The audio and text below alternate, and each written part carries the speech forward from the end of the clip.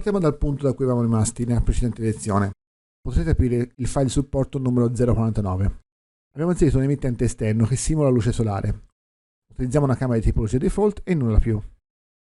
Chiudiamo il frame buffer per inserire delle luci di supporto per raggiungere quella che sarà la resa finale del rendering. Realizzeremo una luce che arriva dal corridoio e un'altra esattamente dall'ingresso.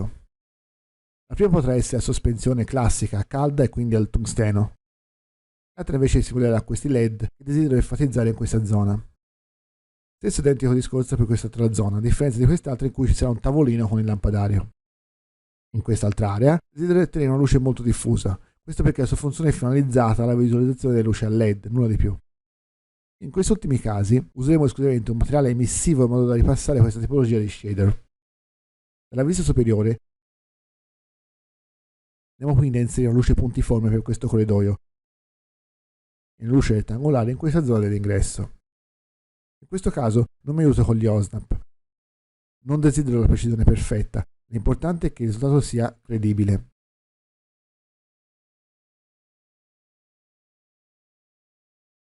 Ora, l'emettitore puntiforme dovrà simulare una luce a sospensione esattamente nel corridoio.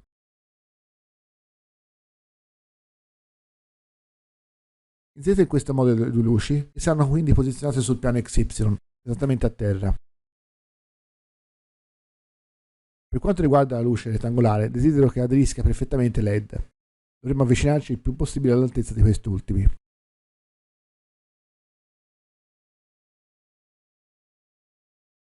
Chiaramente non dovrà superarli, in caso contrario si creerebbe un alone di ombra. Per quanto riguarda la luce puntiforme, dato che simulerà una lampada a sospensione, potrà essere anche leggermente più bassa, tipo qui, ecco. Impostiamo correttamente le luci. In questo caso vi lascio piena libertà. Quello che sto realizzando è un rendering di riferimento. Dovete cercare di sviluppare il vostro senso artistico trovando un mood e un'atmosfera tramite materiali, luce e impostazioni del renderizzatore. L'importante è ricordarsi come fare. Ora modifichiamo l'impostazione di questa luce puntiforme. Posizioniamoci nelle sue proprietà. Categoria Light. L'emettitore è acceso. Desidero una luce più calda e di conseguenza scelgo un giallo per desaturarlo. Dobbiamo cercare di prendere meno colore possibile. Penso che il valore 30 possa andare bene. L'intensità impostata a 30 va più che bene, non tocco l'unità. Eventualmente in un secondo momento, se volessi dare alla mia scena un senso maggiormente fotorealistico, potrò utilizzare una scala in lumen, watt o quant'altro. Anche questi parametri li lascio così come sono. Occupiamoci ora della luce rettangolare. Desidero che sia invisibile. Anche in questo caso la tonalità cromatica della luce potrà essere neutra perché è generata dal LED. Per esperienza penso che l'intensità sia eccessiva. Limiterei a 15-10. Ora possiamo effettuare un rendering per capire esattamente come prosegue il setup, nonostante siate liberi di effettuare un region render nelle zone in cui sono state applicate le luci.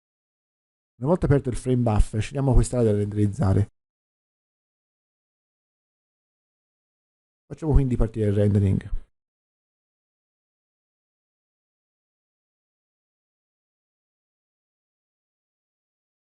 Ecco ottenuti così due buoni risultati. La luce rettangolare potrebbe funzionare anche se leggermente esterna, soprattutto considerando che otteniamo una buona illuminazione dell'ingresso. La luce di sospensione è decisamente bassa e quindi va aumentata. Andiamo a correggerla.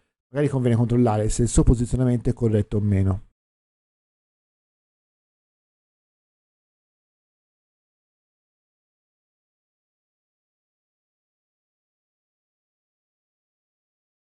In questo caso dobbiamo aumentare la sua intensità con valori abbastanza importanti. Proviamo 100.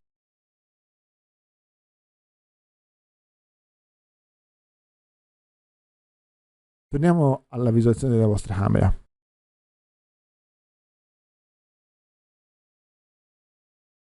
Ora facciamo partire un rendering. Questa volta la luce diventa leggermente più presente, ma dobbiamo ancora elevare la sua intensità.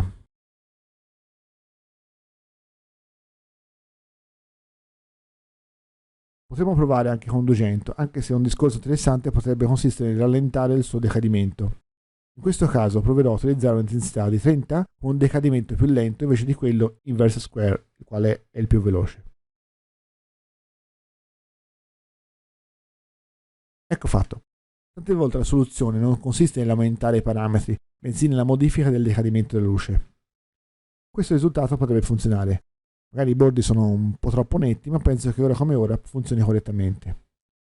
Abbiamo una luce per quanto riguarda l'ingresso, forse un po' troppo lunga, forse dovremmo ridurla per evitare questo bagliore. E una forte luce per quanto riguarda il nostro corridoio. Ora, effettuiamo un leggero miglioramento aumentando lo shadow radius della luce puntiforme. Dovrà apparire come una sorta di lampada da 10 cm piuttosto che di un punto. Ora abbassiamo l'intensità portandola a 20. Sia chiaro che aumentando lo shadow radius otterrò un'ombra maggiormente sfumata. Per quanto riguarda il rettangolo di luce che è simile ai LED, posso spostarlo leggermente all'interno in modo da evitare quel bagliore fastidioso. Perfetto. Torniamo alla vista e lanciamo un rendering.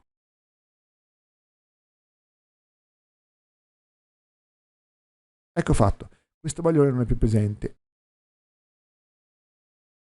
L'ombra risulta meno netta, ma non ancora il risultato che volevo ottenere.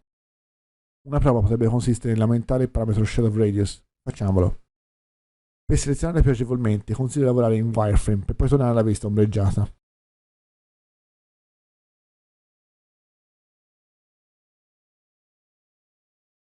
Proviamo il valore 20 o 15, che verrà espresso in millimetri dato che è l'unità di misura del modello.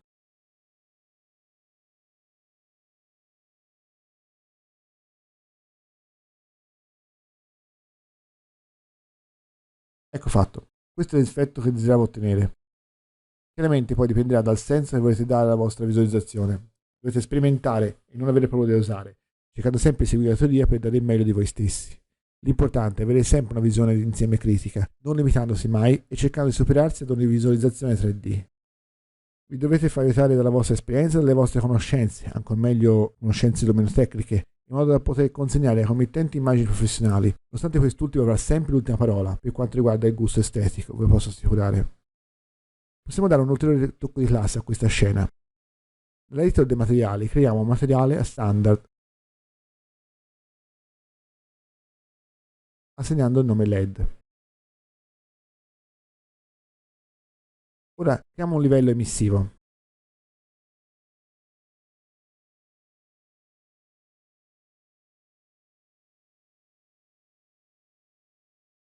Assegniamo un'intensità abbastanza alta, come 50, affinché sia bello forte.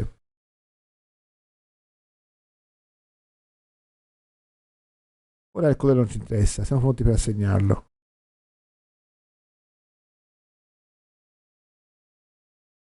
Dalla vista superiore selezioniamo tutti i LED effettuando una selezione multipla grazie al tasto Shift o maiuscolo.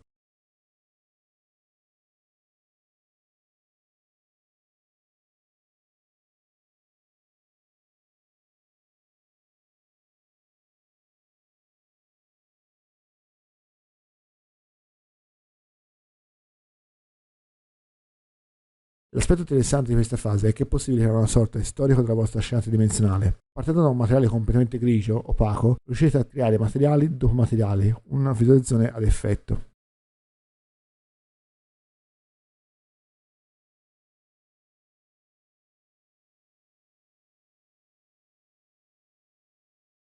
Ecco fatto. Ora segniamo il materiale LED. Torniamo nella vista camera underscore 1. Essendo modalità ombreggiata non c'è alcuna differenza. Facciamo partire quindi un rendering. Prima apriamo però il frame buffer per disabilitare il region render. Apriamo lo storico per poi far partire il calcolo.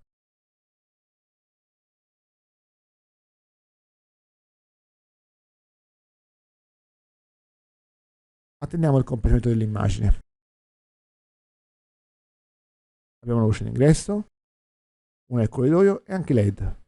Quest'ultimi, anzi l'intensità elevata di 50, lasciano comunque un po' di tracce sui muri più vicini. Questo effetto contribuisce al realismo. Indubbiamente non inficiano sull'illuminazione globale, poiché sono molto piccoli e lontani, poi penetreranno raggi luminosi sulle pareti vicine, aggiungendo maggiormente modo a tutta la scena. Ad esempio, questa zona è davvero interessante. L'effetto è proprio quello che volevo ottenere. I tempi di rendering si allungano, ma non è un problema. Se l'effetto fosse troppo presente, come in questo LED, è possibile abbassarne l'intensità. Eventualmente facciamo una prova. Nel canale diffuso scegliamo un colore bianco, giusto per evitare qualsiasi problema. Nel canale emissivo invece scegliamo l'intensità inferiore, ad esempio 15. L'importante è che si veda la luce. Forse il valore troppo basso rischia di non far visualizzare questo bel gioco di luce sulla parete, ma perlomeno salveremo questa zona la quale è troppo sovraesposta. Ciononostante, bisogna trovare una via di mezzo. Vediamo se questa soluzione è accettabile. Per velocizzare il calcolo consiglio un region render.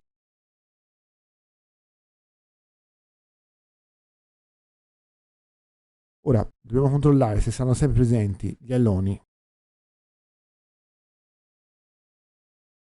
È necessario scendere a un compromesso. In quest'area non sarà presente un alone, ma perlomeno questi saranno di alta qualità.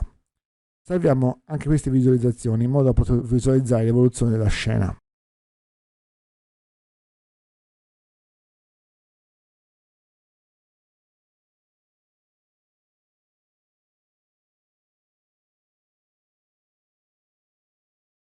Potremmo anche provare a realizzare un'immagine con l'occlusione ambientale accesa. Per un layout dedicato all'illuminazione in diretta, accendiamola.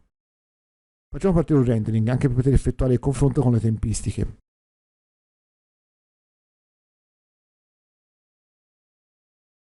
Questo è il risultato con le luci, i LED e l'ambient occlusion. Anche questa realizzazione potrà essere salvata. Questa è una visualizzazione molto semplice in cui c'è un unico materiale completamente bianco assegnato a tutta la scena. Ciononostante penso che sia un passaggio fondamentale per cercare di comprendere i dettagli che dovranno essere sviluppati per il rendering. In questo modo sarà possibile non farci influenzare troppo da scelte improbabili del cliente. È molto importante che il cliente sviluppi con una propria immaginazione i vari materiali, piuttosto che sentirsi forzato alle vostre scelte dettate dal vostro gusto.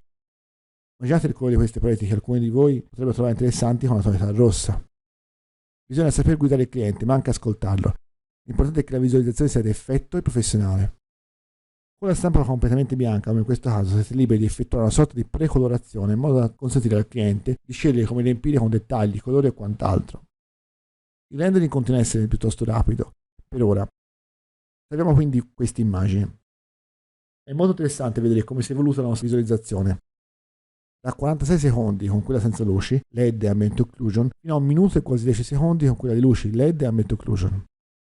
In questo caso l'aumento delle tempistiche ha prodotto un miglioramento senza eguali e di conseguenza il rapporto qualità-tempo è accettabile.